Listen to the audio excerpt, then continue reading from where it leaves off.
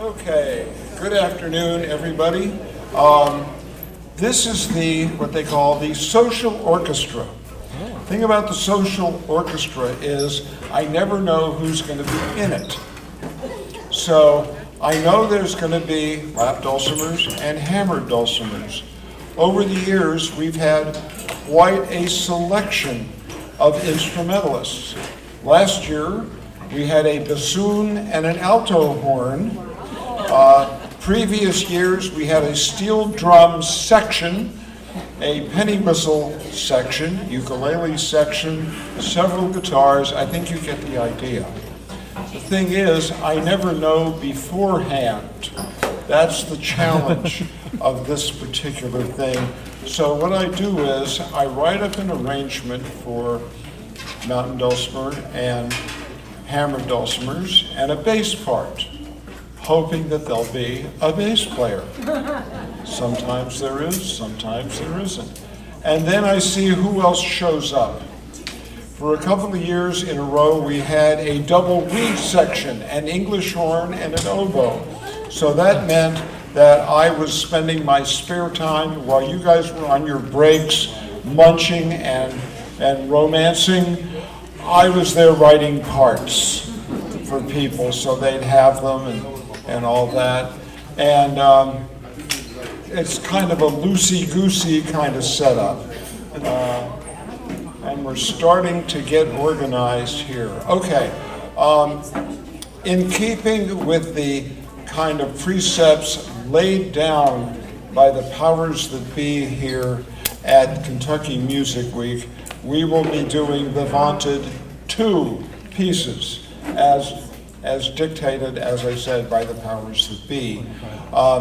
The first piece we're going to do is from the Shetland Islands, and it's called Leaving Lerwick Harbor. Maybe some of you are familiar with a tune called The Slockett Light, which has become fairly well known in a lot of folk circles. It was written by Tom Anderson many years ago. A good friend of Tom's was a fellow named Willie Hunter, and his sister was getting ready to emigrate to New Zealand, and they were very close over the years. So he wrote this piece in remembrance of that situation as she was leaving. And Lerwick Harbor is one of the harbors in the Shetland Islands. If you're interested in some really entrancing music, investigate the music of the Shetland Islands. If you look at where they are, here's Scotland, here's Norway, here's the Shetland Islands. So they have a lot of Viking influence. Even the name to Slockett Light means the extinguished light. Slockett is a word in Old Norse. And they have a delightful fall festival, usually in November, called Oi Helly Up. And Oi Helly Up, they build this Viking ship, which they carry through the streets, and they put it in the water and light it up. And everybody has a roaring good time, right? It's a spirited place. How are we doing? We getting there? We're getting there. Okay. So this piece, which is particularly evocative, it's really a wonderful piece of music. You can look it up on YouTube and hear some wonderful performances of it. The second thing we're going to do is entirely keeping with the social orchestra. It's a tune called Talon Court. It's a French-Canadian tune, a little on the obscure side even for me. A friend of mine found it on a French-Canadian 78, which had no real arrangement. It was a violin and button accordion playing the melody in unison numerous times. Kind of a nice dance tune. If you're familiar at all with the fiddle music of Quebec, they have a long tradition there of the fiddlers wearing tap shoes and doing rhythms with their feet on a board while they're fiddling. So they're kind of their own percussion section. If you've seen people, buck dancing at festivals and stuff, imagine the fiddlers doing it by themselves. So you're dancing around like that. These guys sit in a chair. So first time I saw it was at the Mariposa Folk Festival in '74, and there was a lovely fellow from Quebec who was like 93 or something, and they sat him down. He played for hours, and just, boy, he got a lot of aerobic exercises in that performance. And we're ready. Okay, shut up, Bloom. Enough of this yak. We are now going to attempt. Talon Court was an arrangement that was put together on the fly. Was that yesterday or the day before? Day before. Okay, so we actually rehearsed it a couple of times, and we have a few ringers in with us. The dulcimer section has been beefed up by some of the first national mountain dulcimer people, and be kind to them. Some of them are sight reading this for the first time. If you're having too much fun doing this, let us know. The whole point of the social orchestra is obviously not artistic perfection.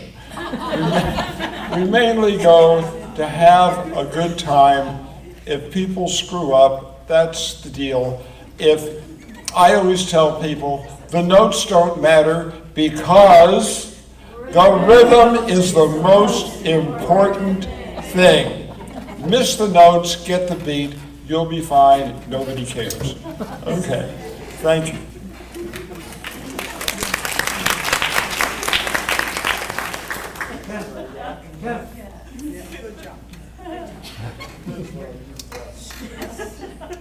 She knows. Yeah. Good eye press. All right.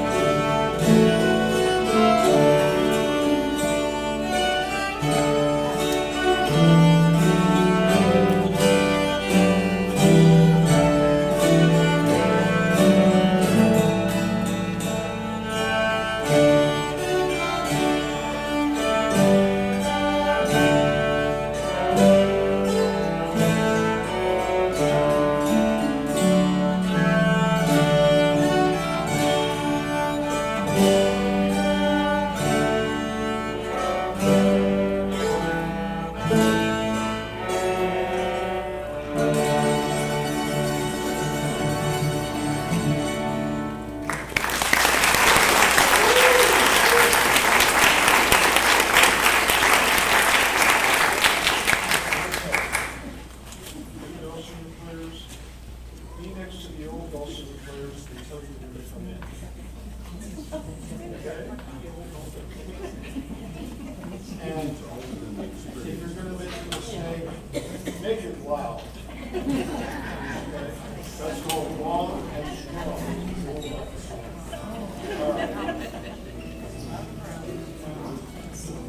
If any of you feel like dancing to Talon Court, we have plenty of room out here. Just watch the wires.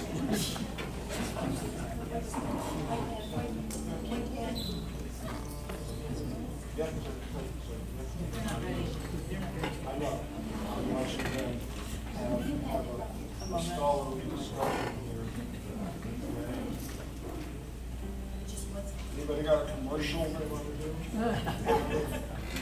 But wait, there's more. Oh, wait, there's somebody slow here. Got it? All set? 2 minutes of paper. Okay, all right.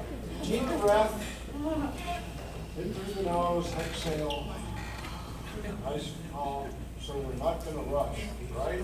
Absolutely not. We're going to it's all the same. All right. Good.